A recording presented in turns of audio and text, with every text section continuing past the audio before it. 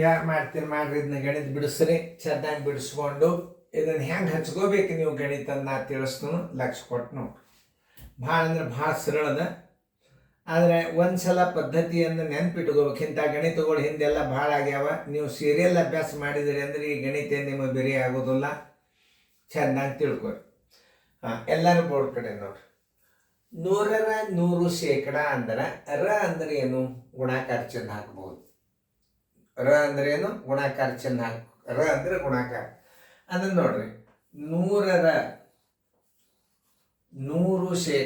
ಅಂದ್ರೆ ಇದನ್ನ ಹೆಂಗೆ ಹಚ್ಕೋಬೇಕು ಅನ್ನೋದು ಮಲ್ತಿರು. ಈ ಶೇಕಡ ಯಾವಾಗಲಾದರೂ ಇದ್ರ ಮುಂದೆ ಬಂತು ಅಂದ್ರೆ ಇದನ್ನ ತಂದು ಇದ್ರ ತಳಗಿಡಬೇಕು ನೀವು. ಅರ್ಥಾತ್ ಏನು? ಸರ್ವಾಸ ಬಾಗಿಲಾಕಿ ತಳಗಿಟ್ಟರು ಬರ್ತಾವೆ. ಅಂದ್ರೆ ಅದನ್ನ ಹೆಂಗೆ ಹಚ್ಕೊಳ್ಳೋ ಪದ್ಧತಿ ನೋಡ್ರಿ. 100 ಗುಂಡೆ 100, ರ ಅಂದ್ರೆ 100. ಈ ಶೇಕಡ ಚಿಹ್ನನ ಯಾವಾಗಲಾದರೂ ನೀವು ಹಿಂಗೆ ತಳಗೆ ಹಚ್ಚಿಬಿಡ್ಬೇಕು. ಶೇಕಡ ಅಂದ್ರೆ ಏನು? ಶೇಕಡ = ಏನು? 100.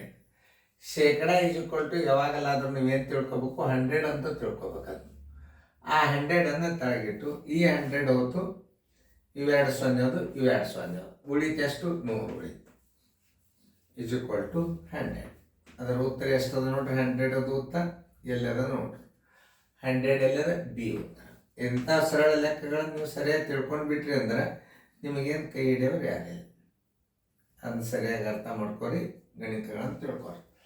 ಹೆಂಗೆ ಹಚ್ಬೇಕು? 100% ಅಂದ್ರೆ 100 ಇದರ ಅಂದ್ರೆ ಗುಂಡ್ಲೆ, ಈ 100 ಇಲ್ಲಿಟ್ಟು ಈ ಶೇಕಡ ಯಾವಾಗಲಾದರೂ ಇದಕ್ಕೆ ಸರ್ವಾಸ ಬಾಗಿಲೆ ಹಾಕಿ ತಳಗ 100 ಇಡಬೇಕು.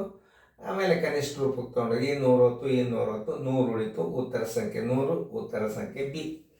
ಶೇಕಡ ಅಂದ್ರೆ ಅದು 100 ಅಂತ ತಿಳ್ಕೊಬೇಕು. ಇಂಥ ಗಣಿತಗಳನ್ನು ನೀವು ಸಾಕಷ್ಟು ಹಾಕ್ಯದ ಮಾಡ್ರಿ, ಸರಿಯಾಗಿ ತಿಳ್ಕೊಂಡು ಮಾಡಿ. ತಿಳಿತಲ್ಲ? ಸರಿಯಾಗಿ ನೋಡ್ರಿ. ಸರಿಯಾಗಿ ನೋಡಿಕೊಂಡು ಗಣಿತಗಳನ್ನು ಹೆಂಗೆ ನೀವು ತಿಳ್ಕೊಂಡು ಮಾಡ್ತೀರಿ ಮಾಡ್ರಿ. ಮಾಡೋದಾತಂದ್ರೆ ನೋಡ್ರಿ. ಓಕೆ.